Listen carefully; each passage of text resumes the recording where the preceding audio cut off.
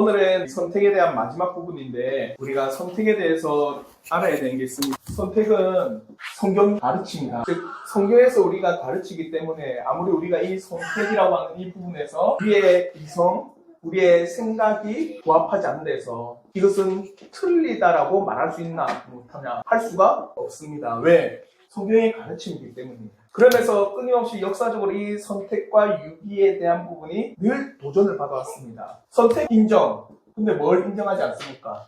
유기를 인정하지 않습니다. 왜 인정하지 않느냐? 하나님께서 어떻게 심판 가운데 내버려 두실 수 있느냐? 하나님은 불의한 하나님 아니냐? 이런 측면에서 유기를 인정하지 않는 사람들이 참 많습니다. 그럴 때 우리에게 오는 오류가 있어요. 선택은 인정하는데 유기를 인정하지 않는다. 이거는 모순입니다. 선택이 있으면 반드시 무슨 말인지 알겠죠?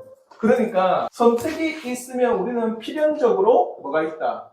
유기는 따라올 수밖에 없습니다. 우리가 어떤 물건을 두 가지가 있습니다. 하나를 내가 선택했습니다. 그럼 하나는 어떻게 된 거예요? 그렇죠. 그는 내가 내버려 둔 거예요. 그는 반드시 따라올 수밖에 없는 필연적인 결과입니다. 근데 이게 우리의 이성에 맞지 않는다 해서 이걸 우리가 거부할 수 있느냐? 결코 그럴 수가 없다는 거예요. 그래서 우리는 끊임없이 이 선택과 유기는 성경적인 가르침이라는 사실을 반드시 여러분은 기억을 하셔야 됩니다. 그럼 우리는요, 이 선택과 유기에서 또한 가져야 될 자세가 있어요. 어떤 거냐? 내가 하나님 앞에 선택을 받았다. 그렇다 해서 내가 교만할 수 있느냐? 선택의 교리는 우리를 교만하게 만드는 게 아닙니다. 선택의 교리는 우리를 어떻게 한다? 겸손하게 만듭니다. 왜? 선택의 교리가 왜 우리를 겸손하게 하느냐? 왜 겸손하게 합니까? 그렇죠. 선택의 유기는 우리에게 있지 않아요. 이 선택을 한마디로 나를 왜 선택하셨냐? 근거와 이유를 어디에서 나에게서 찾을 수 있느냐면 못 찾습니다. 절대 우리 안에서 하나님께서 택하실 만한 그 어떠한 근거를 찾을 수가 없어요. 그러니까 선택 교리를 배우면 배울수록 나에게는 어떤 하나님의 택하심의 기준, 택하심의 선한 내 안에서의 능력, 그게 발견될 수가 없습니다. 그러면은 이 선택의 가장 궁극적인 원인은 어디에 있다라는 겁니까? 하나님께 있어요. 하나님의 자비와 긍휼과 사랑이라는 것. 그 외에 설명할 길이 없어요. 그러니까 그 사실을 알면 우리는 겸손해지는 겁니다. 그러니까 선택을 배우면 배울수록 우리는 늘 겸손하게 엎드릴 수밖에 없어요. 또 선택을 배우면 배울수록 우리는요 어떻게 하냐? 감사합니다. 당연하죠. 감사할 수밖에 없습니다. 선택의 모든 이유와 근거는 나에게 없고 하나님께 있다라고 하는 사실, 그 하나님의 놀라운 그 긍휼과 자비와 사랑과 은혜가 모든 선택의 이유고 근거라고 한다면 우리는 늘 감사하셔야 돼요. 그래서 선택의 교리를 배우면 배울수록 감사하지 않는 사람이 없습니다. 그래서 우리는요 선택을 배우면 배울수록 겸손과 감사가 우리 안에서 늘 일어나셔야 돼요. 그래서 내가 선택받았기 때문에 나는 뭘 해도 괜찮겠지, 교만하지를 않습니다. 아시겠죠? 그러면 오늘은 뭐냐? 그러면 이렇게 택하심 받은 자, 선택받은 자가 어떻게 증거가 되느냐? 이걸 이야기합니다. 한마디로 보세요. 부르심이란 게 있습니다. 부르심. 이걸 우리는 하나님의 부르심, 외적, 내적 부르심이라는 게 있습니다. 외적 부르심 뭡니까? 외적 부르심, 우리를 교회로 다 인도하시는 거.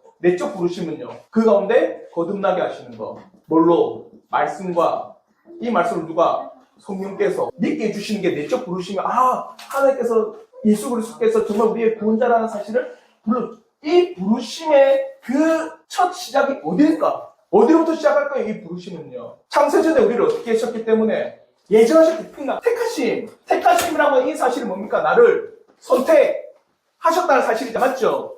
그러니까 보세요. 하나님의 선택, 그 택하심의 그 시작으로 말미암아 우리가 어떻게 되는 거예요?